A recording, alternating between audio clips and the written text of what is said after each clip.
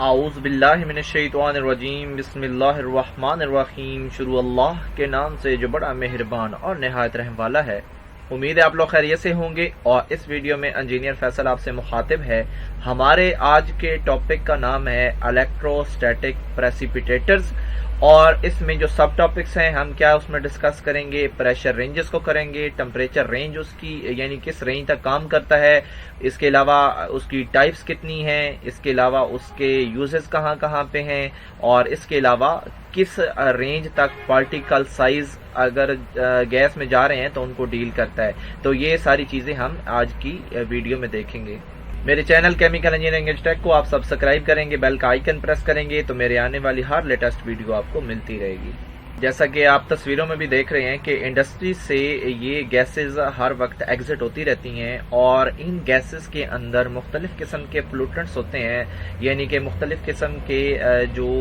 کمبسچن کے پروسیس ہو رہے ہوتے ہیں ان کے اندر جو ویسٹ ہوتا ہے وہ اس میں آ جاتا ہے، اور وہ ویسٹ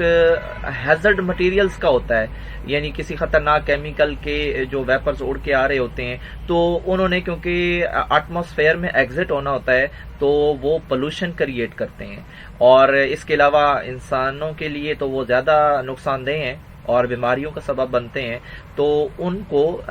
ٹیکل کرنے کے لیے جو اکوپمنٹ ایفیشینٹ اکوپمنٹ یوز ہوتا ہے وہ الیکٹرو پریسیپیٹیٹرز ہے، اور یہ اپروکس 99% تک اس میں سے پارٹیکلز کو ریموو کر دیتا ہے، وہ گیسز جنہوں نے ایٹماسفیئر میں جانا ہوتا ہے۔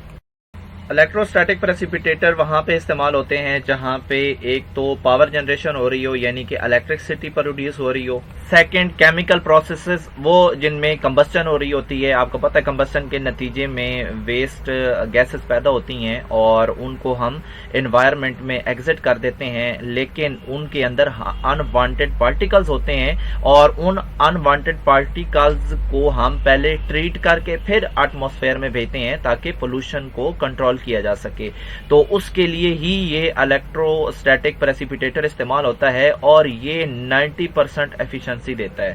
اور اس کے علاوہ یہ کول فائرڈ پاور پلانٹس پہ زیادہ انسٹال ہوتا ہے، کیونکہ وہاں پہ جو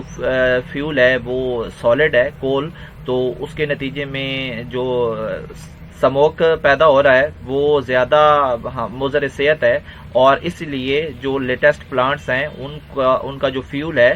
وہ کول نہیں رکھا جاتا، کیونکہ اس کے نتیجے میں پولوشن زیادہ پھیلتی ہے۔ تو ایسے پلانٹ پہ 99% پارٹیکلز کو وہ ریموو کر دیتا ہے۔ اس کے علاوہ تھرڈ پوائنٹ پہ یہ ایکسپینسو ہوتے ہیں۔ اس کے علاوہ فورتھ پوائنٹ پہ یہ ہے کہ باقی جتنے بھی میتھڈز ہیں پارٹیکلز کو ریموو کرنے کے، ان کے مقابلے میں یہ ایفیشینٹ ہوتا ہے، اور اس کے علاوہ کوسٹلی تو ہے ہی۔ اور اس کی ایک یہ 5ویں نمبر پہ دیکھیں، اس کی ایک کوالٹی باقیوں سے الگ کیا ہے کہ یہ جب پارٹیکل جو آ رہے ہوتے ہیں جب وہ ہاٹ ہوں اور ویٹ ہوں، ان دونوں کنڈیشنز میں بھی یہ کام کرتا ہے۔ چھٹے پوائنٹ میں دیکھیں کہ اس کو وہ کام کیسے کرتا ہے، جو وہاں سے گیسز آ رہی ہوتی ہیں انہی گیسز کو وہ ٹرانسفارم کر دیتا ہے with the help of electricity, یعنی کہ ان کو آئنز میں کنورٹ کر دیتا ہے، اور آئنز جب میں کنورجن کے بعد ان کی اٹریکشن پازیٹیو اور نیگیٹو کی بڑھ جاتی ہے، اور اسی اٹریکشن کی وجہ سے وہ جو ہے وہ سیپریشن ہوتی ہے ان کی۔ اور 7 پہ دیکھیں کہ یہ کتنے ٹمپریچر کے لیے ڈیزائن کیے جاتے ہیں، 700 سینٹی گریڈ تک یہ کام کرتے ہیں۔ اور اس کے علاوہ 8 پوائنٹ پہ دیکھیں کہ یہ کس سائز کے پارٹیکلز کو ڈیل کرتے ہیں،